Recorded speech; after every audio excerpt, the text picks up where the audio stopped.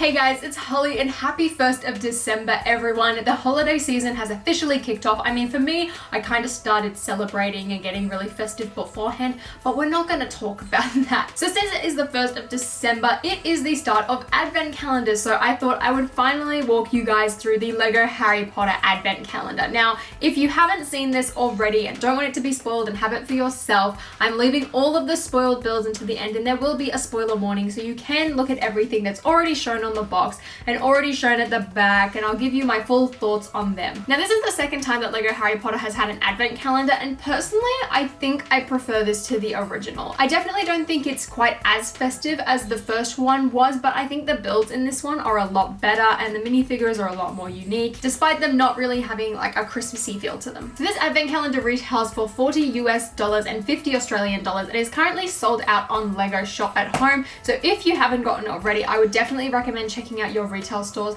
because usually around December these types of things will go on special as well, which means you'll be able to get a great deal on this. Also, can I just note that I love the inclusion of the snowy micro-scale Hogwarts castle in the background. I think it looks fantastic. So let's take a look at the calendar, starting off with all of the spoiler-free builds. So here's an overview of the Harry Potter Advent calendar, and this is completely spoiler-free. All of these builds are showcased on the front and top of the box. Nothing here is a spoiler. I will be showing everything that is not shown on the box in a minute. So let's take a look at all of these things one by one, and these will be shown in no particular order so that I don't spoil the order for you. So first up, I want to take a look at Harry Potter, and he's the only figure that comes with additional accessories, being this little brick built table, which honestly is kind of flimsy purely because of the weight of the candle of it. I mean, it stands upright, but like you can see, I can knock it over really easily. And then Harry does come with this really beautiful Yule Ball print. I love the look of this piece, and this is the Yule Ball invitation, and I love the metallic on it as well. I think the print turned out really nice,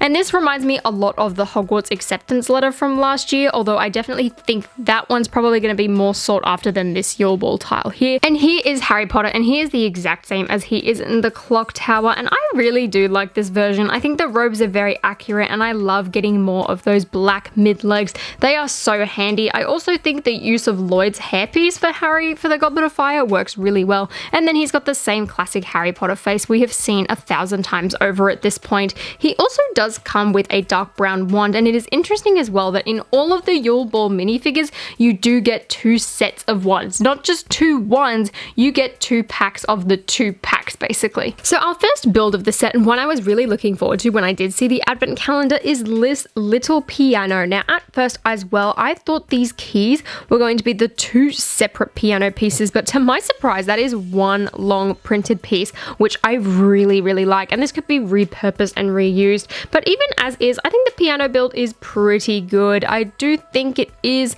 a bit small and maybe a bit flimsy. It looks very flat to me for what I kind of presume a small micro scale grand piano would look like, but overall I do think it's quite good, and I love how they have this panel piece as well for where you would put the sheet music, but definitely that printed piano tile is the big draw to me with this one. Keeping along the lines with music here, we do also have this little microphone stand, which unfortunately did not come with the Lego microphone. I feel like that would have just made it so much better. I get why they use this cone piece because it is cheaper to put in than that microphone piece, although it kind of just brings it down for me. It just doesn't look quite right.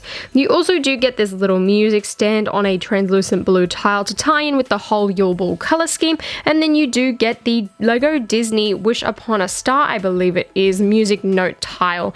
Now I haven't read sheet music in a very long time, so that could be a completely different song, but I'm pretty sure it's the exact same one that you do get in most of those sets. Next up is Ron Weasley, and he is the same version in the clock tower as well, and I really love his torso print. I think it looks absolutely fantastic, and just like Harry, he does also have the plain black legs. Like I said before, super versatile. He does come with his usual reddish brown wand as well, and the long classic kind of, I think, Prince of Persia every time I see this style hairpiece in dark orange, and the classic Ron Weasley face. And for this version of Ron Weasley specifically, I love having it on this grumpy face because I feel like it captures him perfectly in this scene and how angry he was to see Hermione with Victor Crumb. One of my favorites hands down out of the entire advent calendar has to be this gramophone megaphone build. build. I absolutely love it. Now, this as well is from the scene in the Goblet of Fire where McGonagall is teaching all of the students to dance. Specifically, she is dancing with Ron Weasley, and I really like that they included this. I doubt there's going to be much space in Hogwarts for something like this, but I think the build looks amazing. I love the use of this curved piece here. It looks fantastic. I do wish that this did have one of those disc prints. Like, I know they've done them in the CMFs before. I guess it probably wouldn't make too much sense to put a CMF exclusive print in this set, but I think that's the only thing that could have improved this build, because otherwise I think it's spot on. Yes, it is very, very big, especially when you put it next to a minifigure, but then again, I'm pretty sure it was quite oversized in the actual movie itself, so I don't really blame it there. Next up, we have Hermione, and I think she's probably one of the best designed Yule Ball figures we've ever gotten. I absolutely love the way they've done the dress, although the only thing I would kind of complain about is that there's no printing on that bottom dark pink tile, but overall it looks fantastic, and I love how you see the tones of the dress, especially on the front. I wish it was double-sided though, even though I do know it's a brick. I just wish that was a thing because it would make this so much better. And because this is an advent calendar, you cannot have it without some festive trees, and you do get these tiny little Christmas tree builds, which I do think look really good. I love the use of the translucent pieces at the bottom. Personally, I think this blends into the Yule Ball tables and things we got in the clock tower a lot better, especially when you look at the backdrop of this advent calendar with the trees and the whole icicle color scheme and how white and covered in snow the whole thing was. I think this was definitely the right choice, and I love these mini Christmas trees. They're great for decorating and they're really, really handy. Next up, we have Padma Patil, and I'm so excited to get this character in Lego form. That is one thing I could not believe to see that we were getting in this set when I saw the advent calendar for the first time, and I'm really happy with how this figure turned out. Like Hermione though, I do wish that there was printing on the back of this coral brick, but overall I think the dress is absolutely fantastic, and I do think the coral color does work really well. Unfortunately, it doesn't match the sash perfectly, but it's definitely a lot better than I have seen some minifigure printing be. I also absolutely love the face print for this, and I think the hairpiece matches perfectly, which is really, really good to see. There is also a double-sided face, which I'm really, really excited about, and I really want to get a second version of this figure just so that I can make her in her regular robes as well. And Padma is also an exclusive minifigure to this set. And the last of the spoiler-free builds is the little Christmas presents in the different house colors. Now, there was a very similar gift in last year's advent calendar where you did get a present in each color. I'm glad that the builds are different, and I'm very, very glad that they included this wrapped up broom. Now, I don't know if this is supposed to be anything in particular, but I thought this was really clever and really well done. And honestly, this part being so thick like a proper broomstick kind of makes me wish that they would redo a new broomstick mold specifically for Harry Potter instead of just those classic broom ones that we've had for years. So that is it for the spoiler-free build. So if you don't want to be spoiled about the rest of the things in the advent calendar, click away from this video now before I start going on to the rest of the builds. And if you don't care like me and you do want to see what you're getting beforehand, stick around as I go through them one by one. Now, continuing on from the Christmas trees, and kind of to match with them, you do get a bigger Christmas tree, and when you put the three of them together, it looks really good. And just like the smaller ones, I love the build of this tree. I think it's really good, and I love how we've been using this star piece to make the tops of the trees on these micro builds. It looks amazing, and the color scheme matches. I also love how the pieces at the bottom aren't the cheese slopes this time. Instead, it is the cone pieces, which I really appreciate because I love seeing them in these translucent colors. I think it looks fantastic. And honestly, this is probably one of my favorite micro build Christmas trees that I've ever seen in an advent calendar personally. My least favorite of all of these builds is this little table. I think 100% this is the weakest. It just doesn't really have anything interesting to me or stands out, and it just kind of feels like it was just a filler day, kind of like that little table that they included with Harry in this advent calendar. I feel like everything else is really, really good, and that's not to say that this is bad, but I feel like the Harry Potter advent calendars have been to a really high standard, and this just doesn't feel like it fits in. It's really nice to get one of those bottle pieces though, I do have to admit, as well as one of those orange flower pieces. pieces. I love that orange color so much, and I love those flower pieces, so I can see myself repurposing that, but I don't think the rest of it I'm gonna keep built. Next up, we have the Triwizard Cup, and when I first saw the advent calendar, I didn't actually know what this was. I kind of thought it could be the Triwizard Cup, but then to me, I was like, why would we get that when we literally got a printed one in the CMF, and then a brick-built one in the Rise of Voldemort, and now we have a third one. And while I do think it's definitely the most accurate and looks probably one of the best, although I kind of, if I had to change anything, I would have made these one of those dome pieces instead of a cylinder brick. But other than that, I think it's very, very accurate. The only disappointing thing is the scale. It's literally the height of Hermione Granger and the remainder of the characters in the advent calendar, which is honestly quite upsetting. Another repeat build in this advent calendar, but like the Triwizard Cup, definitely the most accurate is the Goblet of Fire. The only real complaint I'd probably say about this is, why did they go for brown? From my memory, the Goblet of Fire was definitely more of like a grey or even like a dark tan. So to me, that's what I definitely would have preferred, but I absolutely love this transparent sparkly flame piece. It looks amazing, and I love the use of that. That's definitely a really interesting element, so I'm really glad that we did get that in the set. I also really love the build of the Goblet of Fire. I think it looks really accurate. It's just the color scheme, unfortunately. We also get some great furnishings for a Gryffindor common room in this set with this dark red couch and golden egg. And firstly, I'm so glad to get another golden egg. These look amazing, and that's something I kind of did want,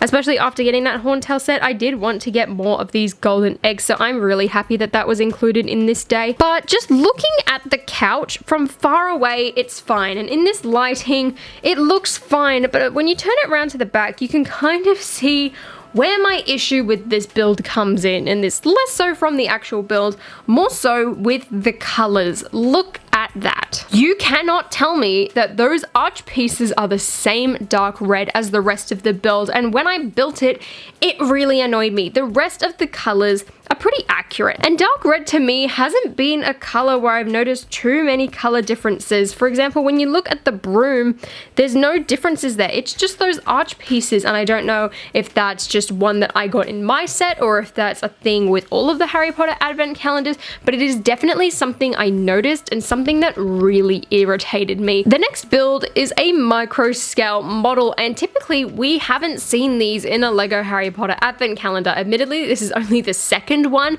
but this is something I was really excited for when I first saw the pictures, and I've seen a lot of people calling this a micro scale Hogwarts. To me, this is more of like a plankton scale Hogwarts, considering we literally all call kind of the UCS like $600, 6,000 piece Hogwarts the micro scale Hogwarts. So this to me isn't a micro scale Hogwarts if that one's a micro scale Hogwarts, because this is tiny. This is a plankton scale Hogwarts, and I do think it looks quite nice. I really would have liked them to have like a few of these throughout the advent calendar, that way you could all connect them together. I think that would have been really cool, but it's really cute for what it is, and I definitely think it does represent Hogwarts, mainly because you've got the big tower representing the Gryffindor Tower.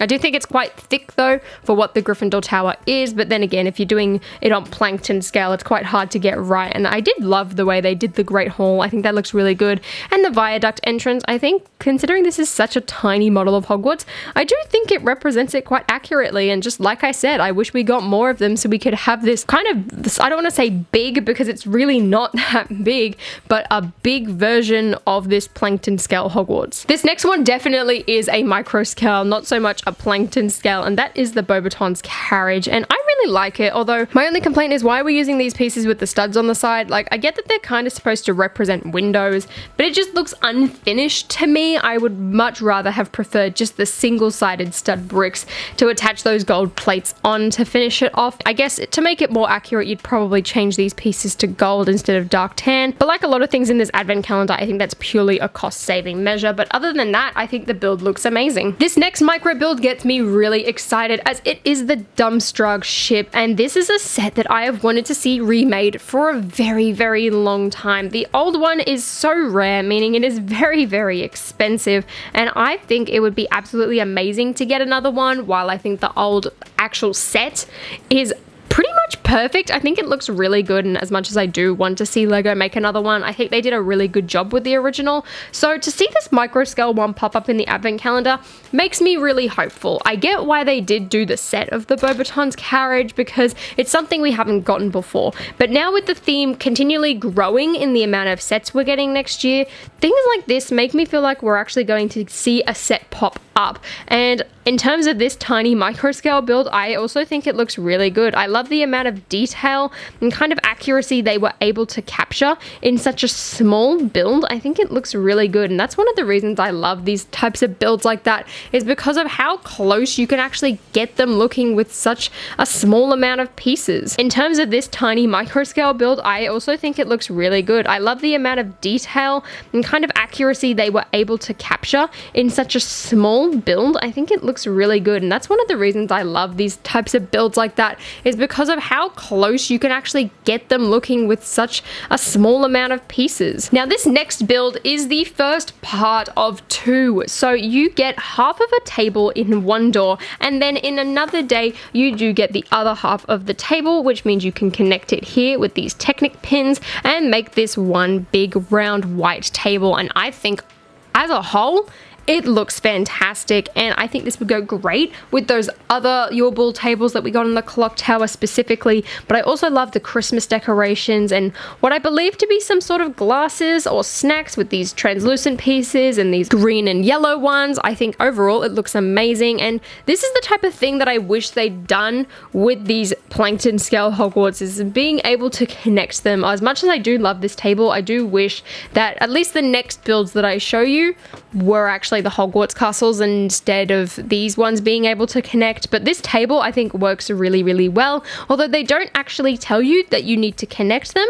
They just give you Technic pieces in one of them, and it's like, yep, here you go, here's your build. And just like the table, our final builds of the advent calendar do connect to one another. So these are 3 separate days, 1, 2, and 3, not really in that order. I don't actually know what order these were built in, but this is the final one, and like the table, it doesn't actually tell you to connect them to each other. It just gives you the clips and the joints, and it's like, yep, you're good to go. I'm kind of confused by this build. I really love the use of like making tiny Lego Holly. I really appreciate that, and that's something I definitely want to utilize a lot in like any Christmas displays I make. But when you take them off and look at them one by one, like it just doesn't really mean a lot to me. Like I'm probably just gonna take these apart and use them for pieces. Like that chocolate frog specifically, like I want a new Trevor. I have one of the chocolate frogs pre-existing from an old Hogwarts Express, so I'm really glad to get another one of them. But like I'm just gonna use the rest as pieces. Like it's so flat, it doesn't really remind me of anything. I guess it's supposed to represent a wall and a window and things like that. The middle one, however, of the fireplace, I really do like. That was one of my favorite micro builds last year in the Harry Potter advent calendar, was that miniature fireplace. So I'm really glad we get another one, and I love the little stocking build hanging off the top, because last year we had the wreath and now we have a stocking, and I think it's really good that they did mix it up. I also like how they've had that old wand piece at the front as kind of the barrier of the fire. I think that's really cool. I just wish it did have those tan kind of curly architecture pieces, you know, like the ones they had on the Dumbstrike ship. I love seeing them, so I do wish they used them instead of those inverted arches, but I'm not really going to complain too much. So that is the entirety of the 2020 Lego Harry Potter advent calendar, and overall I really like it. I'm not too sure whether I prefer this one to the 2019 one. I think the 2019 one had a bit more versatility purely because it wasn't completely centered around one film.